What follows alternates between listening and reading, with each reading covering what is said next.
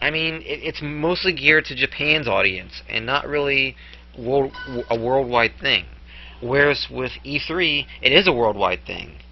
I mean, you may say, well, a lot of those games are directed towards the West. No, they aren't. There's a lot of those games are talked about with worldwide too. You know, like Shenmue 3 is going to be a worldwide game, and that was announced at E3. Last Guardian's a worldwide game, and that was announced at E3. Like a lot of games that are announced at E3, debuted at E3, like you see first details from, those are games that are going to be released worldwide. Whereas with Tokyo Game Show, I'd say like maybe 70-80% of the games are just going to be released in Japan alone. And this comes from experience with like keeping tabs on them during, you know, Tokyo Game Show Sega coverage. Tokyo Game Show is actually really huge, but mostly in Japan only. That's just my opinion. I mean, if I'm wrong, I'm wrong, but I really don't think Tokyo Game Show it's not a widespread thing like, say, E3. Like, people all over the world will come to LA for E3. With Tokyo Game Show, it's a limited number. It's not as significant as, say, E3. I mean, that's just me.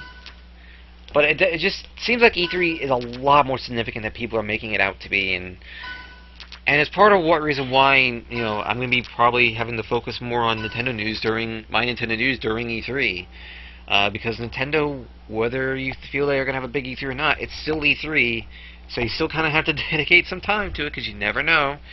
But that's another thing to keep making note of about E3. Anything can happen, okay? There's never a dull moment when it comes to E3. People may act like, oh, it's irrelevant, and, you know, it's going to be underwhelming. Oh no, there's always going to be something that goes, drives people crazy. And you know what's funny too? It's like after last E3, you didn't hear any complaints about how irrelevant E3 was or anything like that.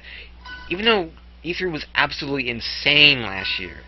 Like last year is really the ultimate proof that E3 is not irrelevant. I think that was the point where I think people really should have just shut up about that argument, because it really, E3 last year was insane, and I'm never going to forget how crazy that was. That was just something else. Also, I love how I got that power up again. But nevertheless, I really do feel like Nintendo, whether it's going to be a significant E3 or not, there's still going to be stuff to write about, you know, and I'm still going to be needed to help for my Nintendo news. So, needless to say, I may not be able to do as much in the way of E3 coverage. You know, getting back to the actual point I was making, you know, getting back to the actual channel updating. But that said, I do think that there will be some kind of coverage. I just don't know what yet. I mean, I'm probably gonna do something. I just have to figure out how I'm going to be able to do it, because like I said, the Nintendo Treehouse coverage begins, I believe, on Tuesday. Like, okay, let's be fair, the Nintendo Treehouse coverage, I believe, does start like after most of the conferences are done, so I should still be able to do live coverage, like live commentary of a lot of the conferences. So at least there's that. There's also there doesn't look to be as many conferences this year as there was last year too. So I'm not really expecting that much in terms of preoccupation with the conferences compared to last year. Last year there was a lot of conferences.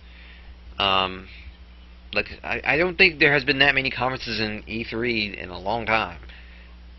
And like I said, that's another reason why E3 is still very much relevant. You're not going to get this many E3 conferences and briefings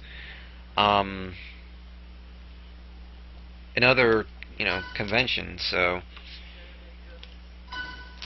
that's just how I feel about E3. But like I said, getting back to the point, I keep going on about that. But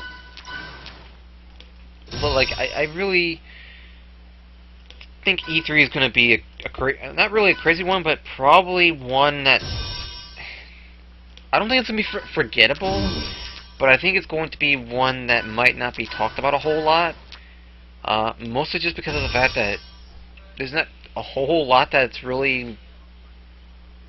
that I'm really looking forward to.